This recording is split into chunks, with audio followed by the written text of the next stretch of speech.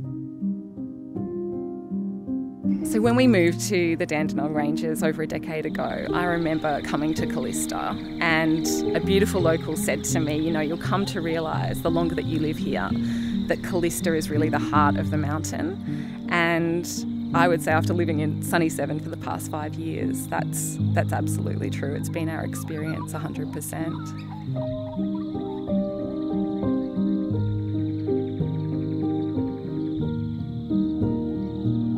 I think that we've never had a single person come to the house that hasn't just been drawn through the living area and straight out onto the deck. You've got to see it to believe it. Nothing will ever be built in front of us, which I think is so special, that this is a view for eternity. I think probably the word that we say the most in this house is, and visitors say it as well, is wow. Just wow. It's jaw-dropping. It really is. And yet we're so close to the main street. You feel like you're a million miles from everything, and yet 2 minutes up the road, there's all your services. I think the beauty of the home is its floor plan. It is such an incredibly adaptable home. I think it's so lovely that you can all meet in the middle floor. That's where the main living, dining, kitchen is. But then at night time you all retreat to your separate areas and you can't hear a thing.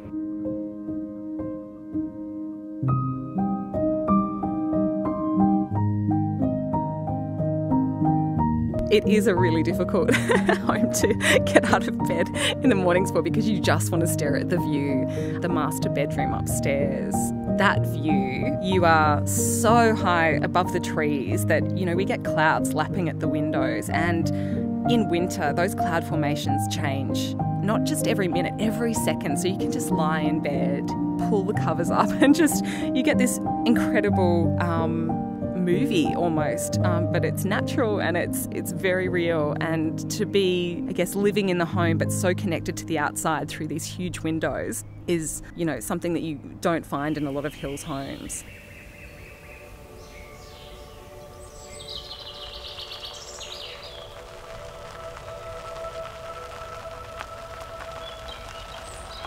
I remember my daughter, when she was probably about 3, said, echidna, and I went, oh yeah, it's probably just a rock. And no, sure enough, I went out there. We have a resident echidna, and she'd spotted it out the window. We've had wallabies, we've got, our neighbours have alpacas and goats, and I feel like you never look out those 2 lower windows without seeing an animal of some kind, which is really lovely. If it's a family home, it keeps the kids entertained for hours trying to spot everything.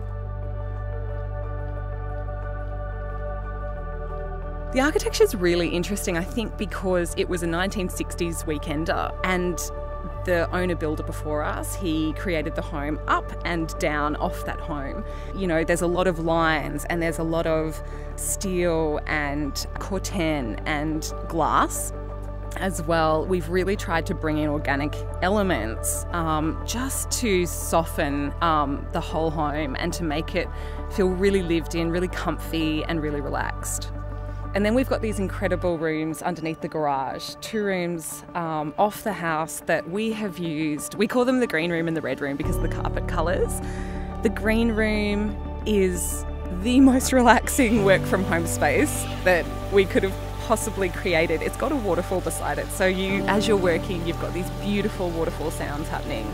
And then right next door, that's where we put our children's playrooms. They can be as noisy as they want, all the toys and the clutter contained.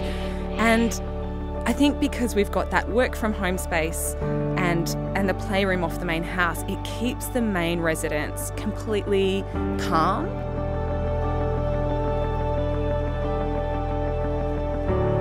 We have made so many memories in this home. Our little one took her first steps out of the butler's pantry. Our older daughter, this was, you know, essentially the home that she's grown up in, and I think we're going to miss it so much.